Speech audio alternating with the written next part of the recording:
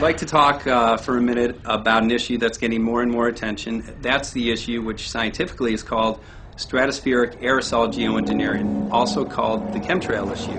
Oh my God. Holy. There's one, two, oh my God.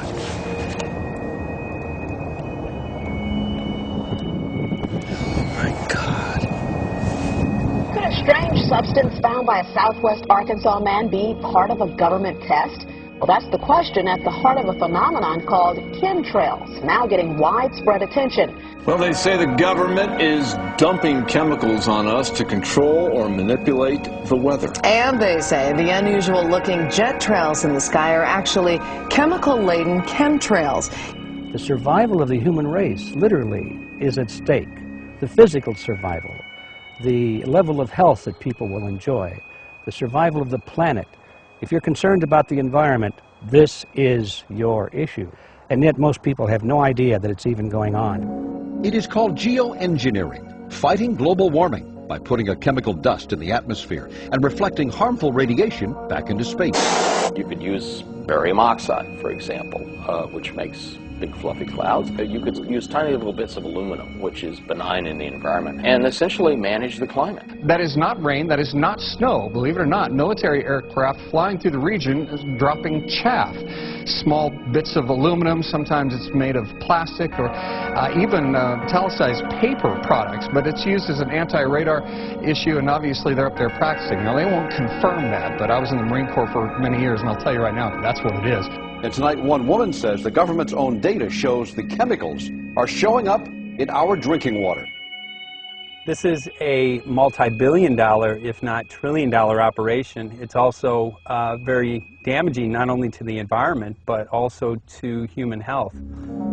Because being that it is illicit, if the truth got out to people, think about how damaging could be to their agenda, both political and monetary. I had a friend who recently, he's always looking at things from a different perspective. He's a bit of a conspiracy theorist, you know. Did you ever see that movie with Mel Gibson? Yeah. Conspiracy Theory? Okay. Sure. He's a lot like that. And he says that whenever the president comes to L.A., there's no spring.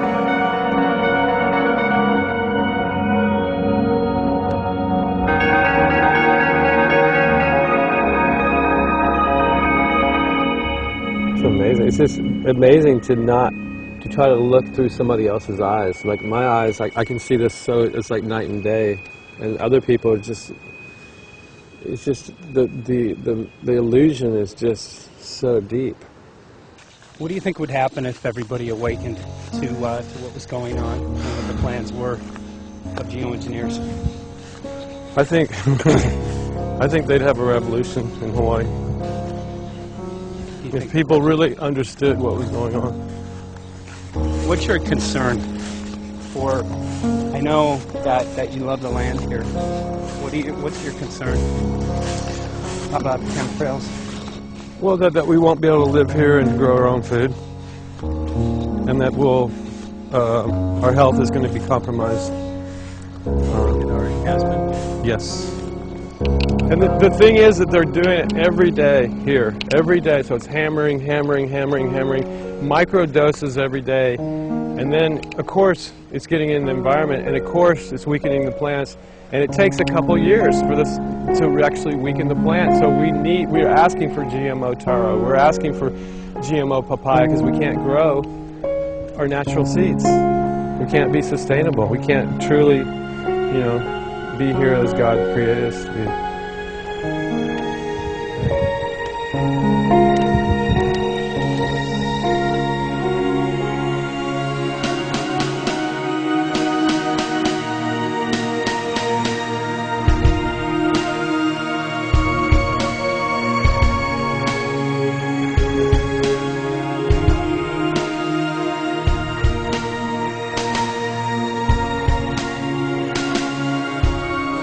Clarify, so 10 megatons of aluminum dumped into the atmosphere would have no human health impacts. So let me be more careful here. We're to separate out the toxicological, so the aluminum we've only begun to research and publish now. There was was mason jars, and they were brand new, sterilized, and that's what we catch the rain in.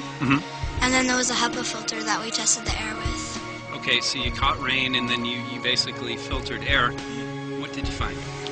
Aluminum and barium. We haven't done anything serious on aluminum, and so there could be something terrible that we'll find tomorrow we haven't looked at. But this is virtually exactly what the geoengineers described and did describe in the conference, as you know, as the result of spraying aerosols, a white haze that would eliminate our blue skies. It's exactly what we see. So it's baffling to many of us how people can not give this issue the serious attention that it deserves when it's virtually everything the scientific community is describing as something they urgently want to do, but they still don't admit they are doing. So this is being done over our farms and over our things. So basically they want to eliminate our ability to eat organic food, have clean water. So in some ways it sounds to me like, and you know, again, it's just a projection, but it sounds to me like this is control. How do we control the masses? What shows you can make very high quality, and do this in just a jet in a very simple way, make high quality aluminum particles just by spraying aluminum vapor out, which oxidizes. So it's certainly in principle possible to do that. There's a big literature that's already looked at that. Aerosol geoengineering looks like it is so cheap that the cost is basically not going to be an issue. That means that implementation decisions will be risk-to-risk decisions. The risk of doing it against the risk of not doing it. And it makes the problem of how we govern it fundamentally harder and different and novel. So I've told you this cheap to deliver materials to the stratosphere, and I'm convinced that's true. I don't think that will change. But I think the more we do research, the less easy this will look, the more complicated the environmental effects will look. And that's a good thing, because right now it looks too easy. So I think that if we do more research, we're likely to find out that it's harder and more complicated than we thought, and that side effects are harder to manage, and that's a healthy outcome that will make it easier to do the management. It's an empirical question, how people will actually react to knowledge about this. Another reaction is to say, if these crazy scientists are so concerned about putting CO2 in the atmosphere, they want to think about these things, then that might actually mean we should be more serious about the risks of CO2 in the atmosphere. And by the way, it's not really a moral hazard, it's more like free riding on our grandkids. And by the way, it's not really a moral hazard, it's more like free riding on our grandkids. When I have a friend who builds organic gardens, and across the industry they're seeing a decline in anything natural and organic that's growing. However, the effective crops have the aluminum-resistant seeds that have been manufactured. So part of the genetically modified crops includes a conscious effort to make those seeds and those crops resistant to aluminum. Is that what you're saying? That's the only thing that survives. Well, this is not an accident. No, it's not. So those people know what's going on. Absolutely. Yes, they do. Not only do they know what's going on, but they intend to benefit from it. They already are. They've been. That's why we have to get this information out there. We can't let another decade go by without anyone doing anything. And I don't see how anybody who's got their eyes open and their mind open can come to any other conclusion but that somebody is spending a lot of money and effort to spray the planet. I know that whenever it's finally discovered, and it will be, the people who are doing it will undoubtedly say, oh, well, we did it for you folks. It's for the greater good of the greater number. It's for the society. It's probably to prevent global warming. But in my humble opinion, it's not in your good or mine at all. I don't know what it is, but we'll soon find out. Paul and I are very excited to announce our new co-producer, the world-renowned G. Edward Griffin. Not only does he bring years of experience in issues like this, but also credibility from his countless numbers of works. We're very excited to have his involvement with Reality Zone, which will give us avenues to distribute this out to millions of people. It's long past time to make this issue known to the public.